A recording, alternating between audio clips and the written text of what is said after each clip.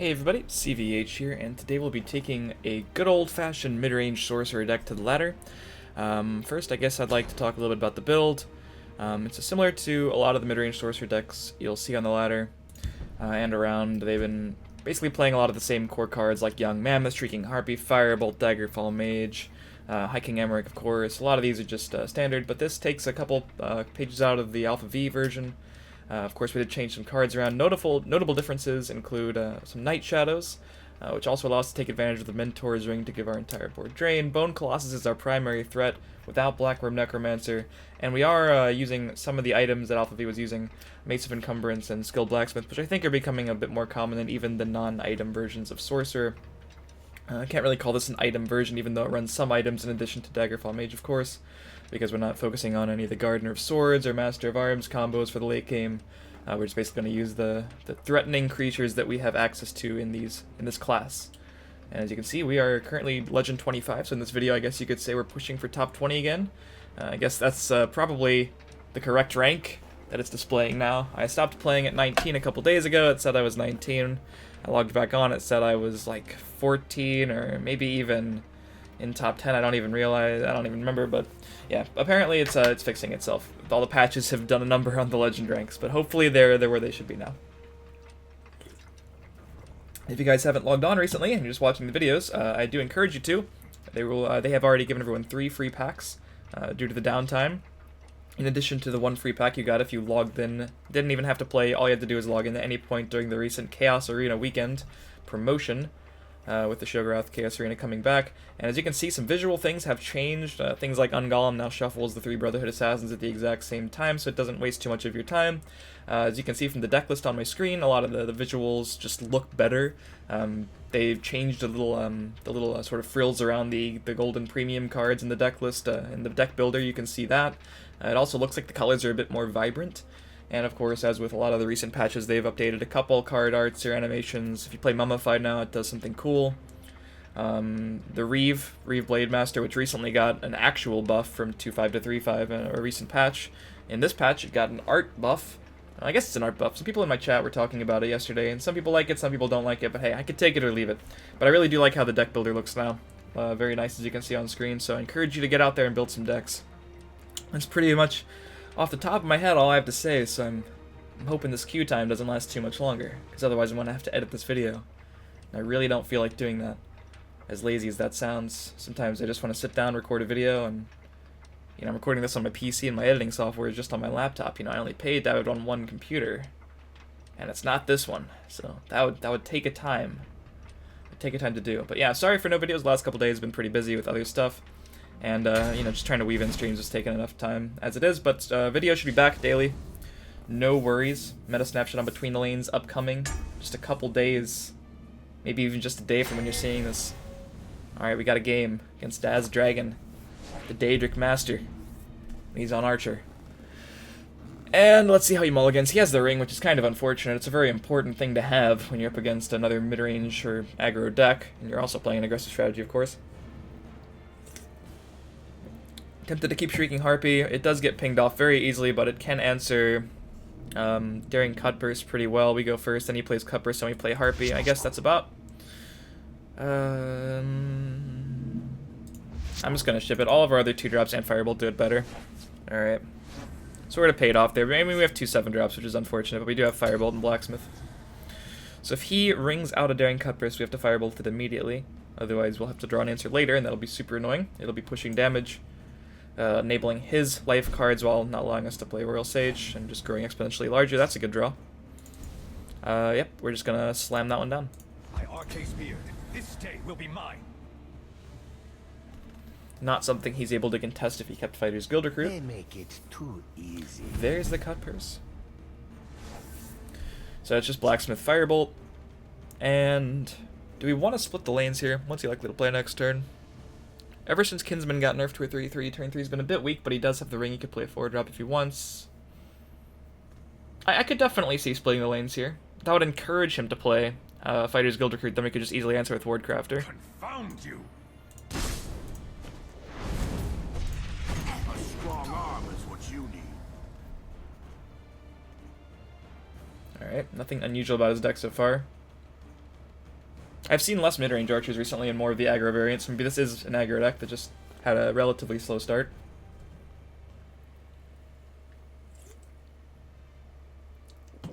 Let's see what he does. Sorry, got some stuff in the way there.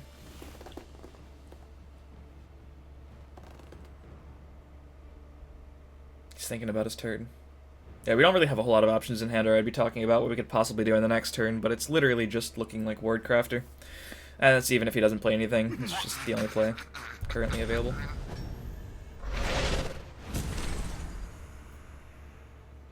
Is he Murkwater Witch finishing off the skilled blacksmith? If I fall, he's not.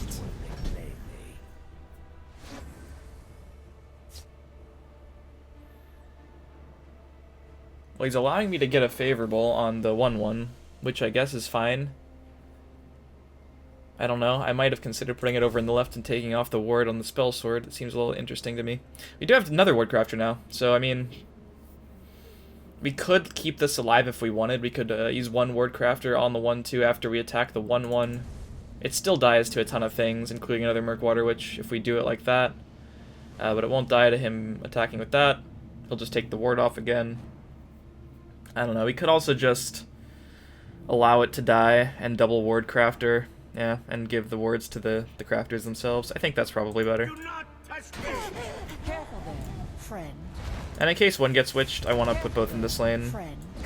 Because I want to have one kill that. That's definitely something that I think is important. But we're maintaining our life lead, and I don't know. He could have taken the ward off there. Like, this still would have killed a 1/2, right? It would have been the exact same trade. So I'm not sure. Maybe that was a misstep. Either way, happy to have a ward in the left.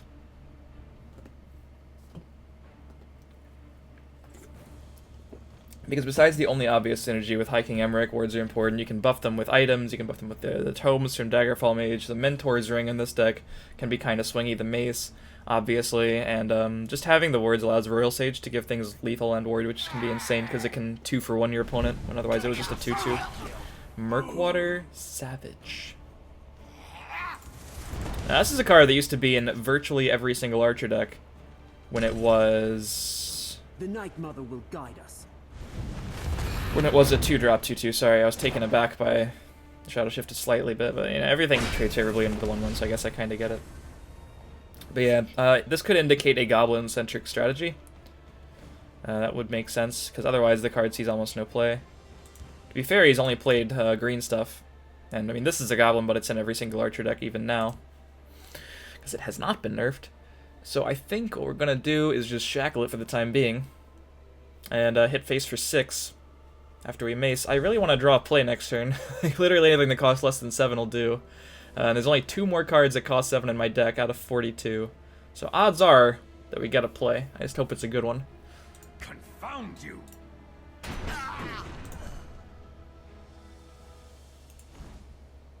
I wonder if it's actually right to shackle the Ungolem so it can't take my ward off.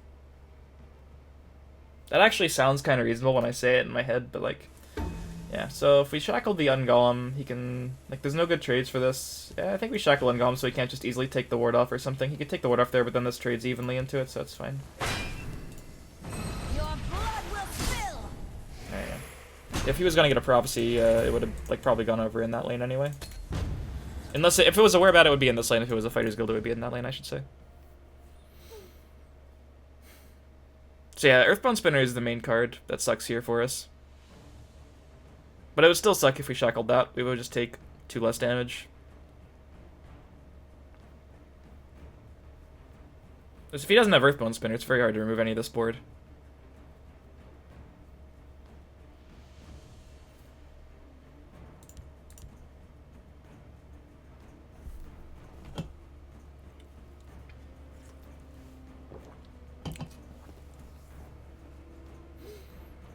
He's digging deep. He's thinking.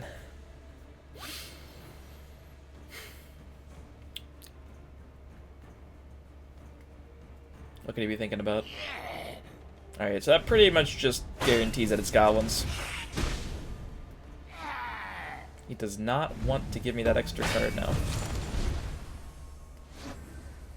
Alright, well that's one of the best draws we could have gotten. I say we just play it in the right. It's like a ton of different things are good on it. Guard, charge, like anything, it just sticks there and drains and trades next turn. It doesn't do anything in this lane, we don't need anything more. If either of these get lethal, we can have slightly better trades as well.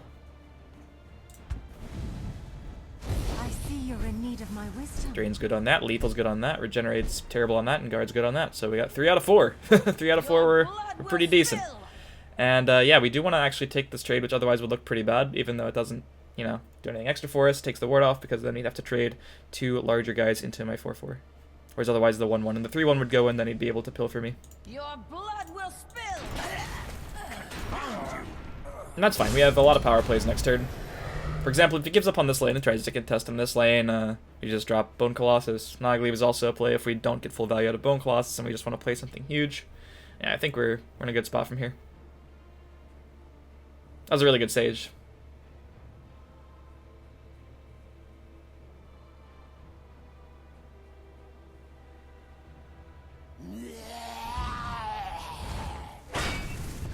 To be fair, that is a card I almost never like play around because you almost never see it. So, a little bit annoying. That's more than likely the 0/1 goblin. Could be Curse, I guess. Probably the 0/1 goblin. I don't know exactly the build.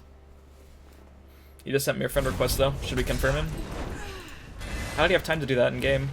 I didn't even realize you could do that when you were playing. That's nuts. Oh, was it the curse? Damn, I was looking at my friend list. That's why he did it. He distracted me. I didn't see where the curse came from in his hand. Oh, that's savage. Actually feels really bad. Well. How defensive do we want to be? Because we could just Nogleave in the right. It's only answered by... like I said, Earthbone Spinner. Leaf Lurker is not great, but then... We drain for 2, he might take a favorable, then we develop Bone Colossus in the left. Yeah, I think it's fine. Prevent him from getting any added value out of that.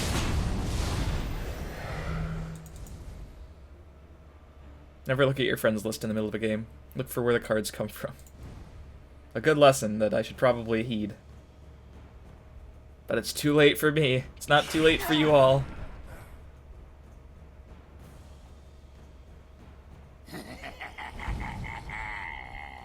Okay, we might just have to potentially silence that. By Stendar's mercy.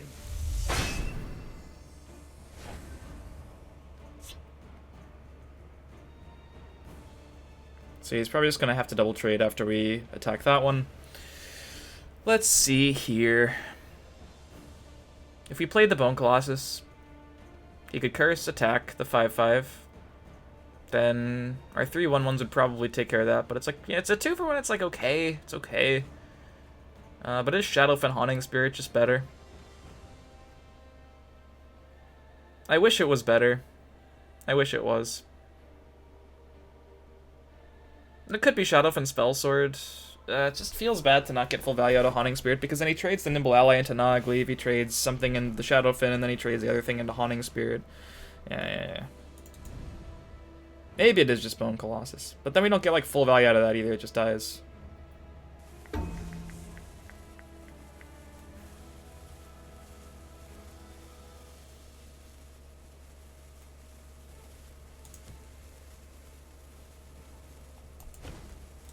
You must be cleansed. Nah, this is fine. It forces the it forces all the trades.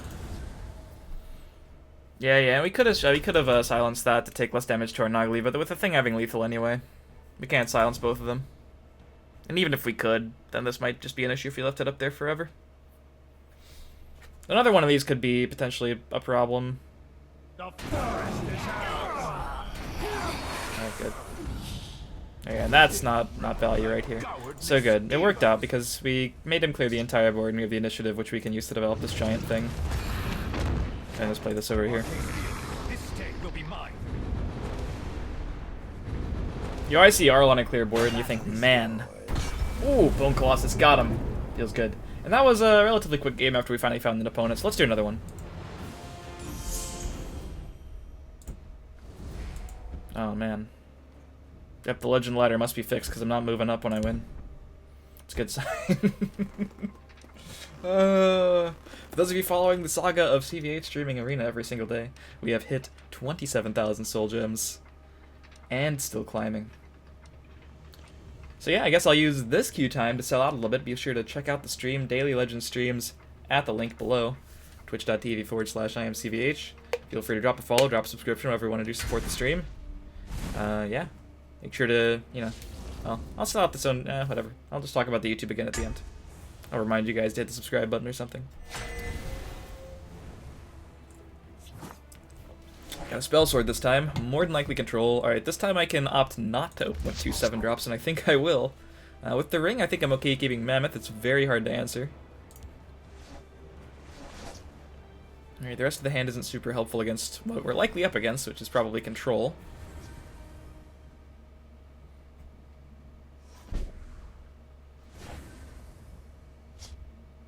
But it's all good because we have a turn 2 Young Mammoth coming up. Coming up next. By Arca's beard, this day will be mine.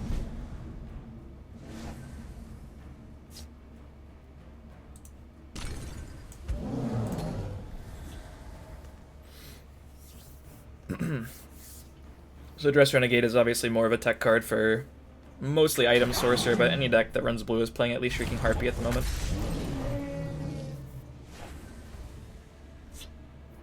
A couple different options actually. We could Windkeep Spellsword Firebolt, we could Windkeep Spellsword and not Firebolt, or we could just Dress Renegade. I think I just like Dress Renegade.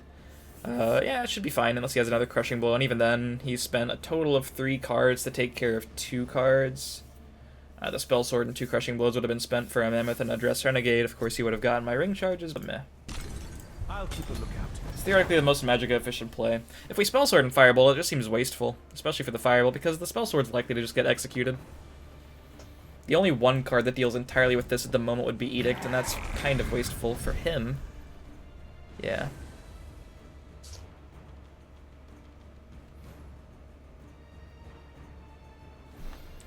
So all the best plays here seem to require the use of the ring.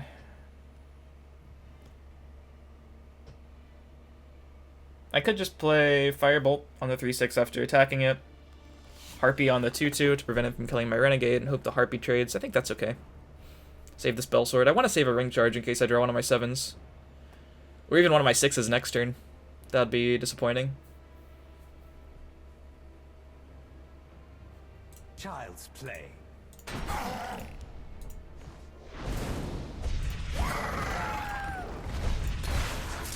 Yeah, so Bone Colossus should help us out in this matchup. It's almost considering worth keeping with the ring, if you know its control. But realistically, it was pretty unlikely that we got a hand that wasn't too much better than our original hand as far as curve goes, because Firebolt and Shadowfen Priest really don't help us out too much if we're just trying to be the proactive player. Unless we're really aggroing him down and we can Shadowfen Priest a guard or something. Yeah, execute. That's actually really good for me. All things considered, because he fed me a favorable trade. Well, not a favorable trade, but a better trade. And I got to retain my Spellsword. He might just have multiple executes in hand. So obviously I'll play the Cunning Ally and the Spellsword in the left. Yeah. Let's do this. And we whiff! We are favored to hit, but not by a whole lot, so it's not totally unreasonable. We're running out of stuff to do, though. It's a dangerous thing, because we haven't dealt any damage whatsoever. Dagger's huge. Not a normal inclusion, either. Confound you! It's taken the ward off. Alright, well now we probably don't need the ring anymore, because we can just draw any 7-drop on curve and play it. So we can use the Lightning Bolt, and actually play the Haunting Spirit along with it. I have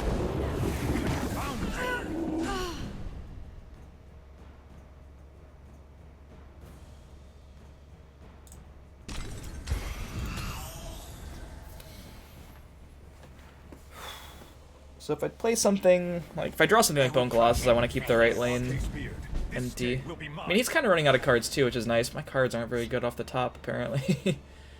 Bleh. I mean, we can play everything. We kind of have to silence the 6/6 and make it a 4/4.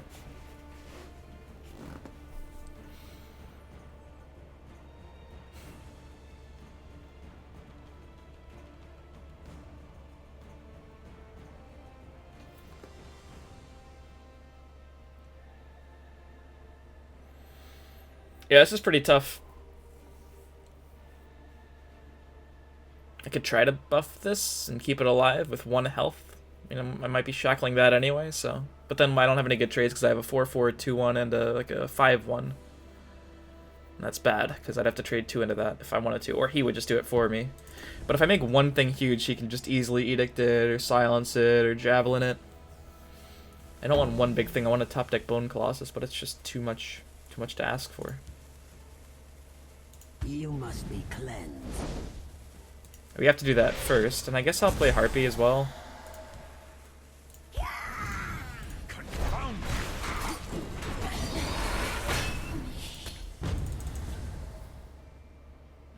Like, if we play Harpy in this lane, or we leave this in this lane, I would protect. we have to kill the Preserver, right? Seems correct.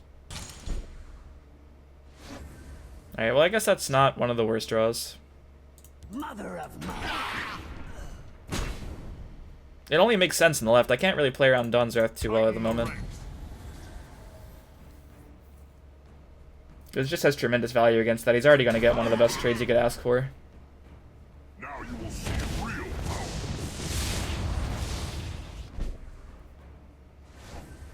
Yeah. This would have been nice early game after he used that execute.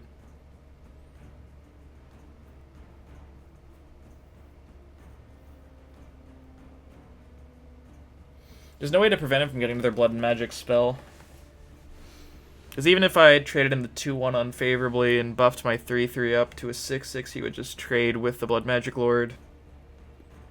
To say nothing of if he has a Shadow Fen Priest. So that's not great.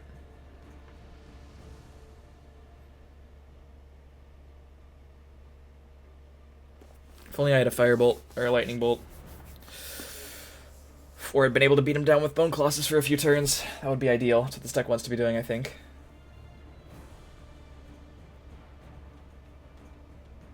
But we're not, like, if it was like 15 or something, we could just make the case to go face and try to draw some burn. To the fray! By the 8th, they will meet their makers. Yeah, and here comes Manacora, more than likely.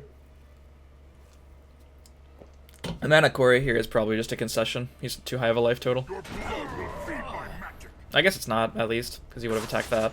Oh! Well. I guess. Alright, Gargoyle's not raised dead, at least. It's only one creature. Alright, well, they're both huge. Third Preserver. Yeah, it's a bad draw. by Arcade's beard. This day will be mine. Allows us to kill it with a Firebolt or Lightning Bolt off the top or something like that. Or even a Mace. I mean, if he attacks the ward, which might happen. Might just get removed again. This deck is clearly pretty teched against us. Tiger is a pretty resilient guard. Executes, obviously, is an inclusion all the time. Aerostorm is really powerful against Sorcerer. And now we actually run the risk of dying.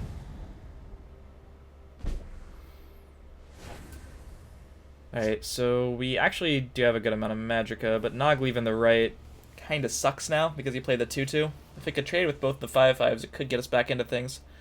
Unfortunately, not the case. We could Nogleave left, which is better, and then our Lightning Bolt just doesn't have a good target, and he hits us for 12. We could Nogleave left.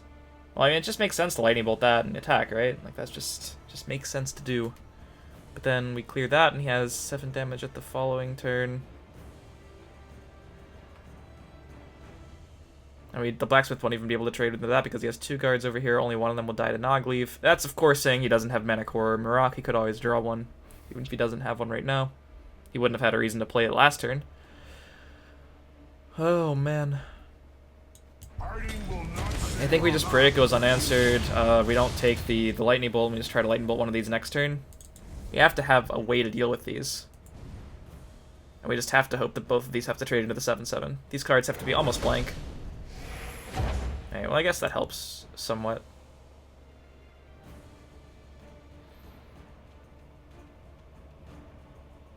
I mean, again, we still have to pray. Just take the most damage that looks like it's going to hit face away from the board. Alright, that's super good. Awaiting orders. Winter's Ring is actually one of the better cards you could have drawn. Like, if he actually just has blanks... I'm trying to think of what that last card could actually be. Maybe it's just, like, a mana core that he hasn't really felt the needle. No, it would never be mana core in Rock. You always do that to Nogleave, right? It's never a thing you just save at that point, because he's so close to killing me. Yeah, it's tough to say what that actually is. Maybe Jav? Maybe Jav.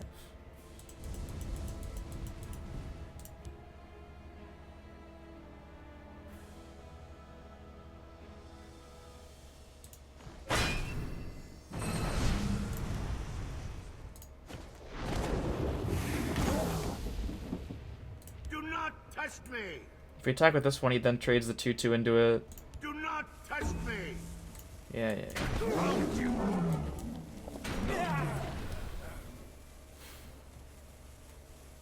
Don't think there's a good attack here.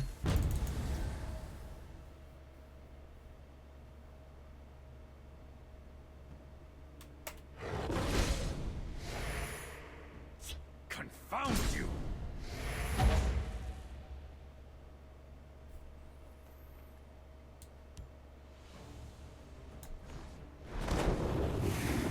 I guess that probably happens.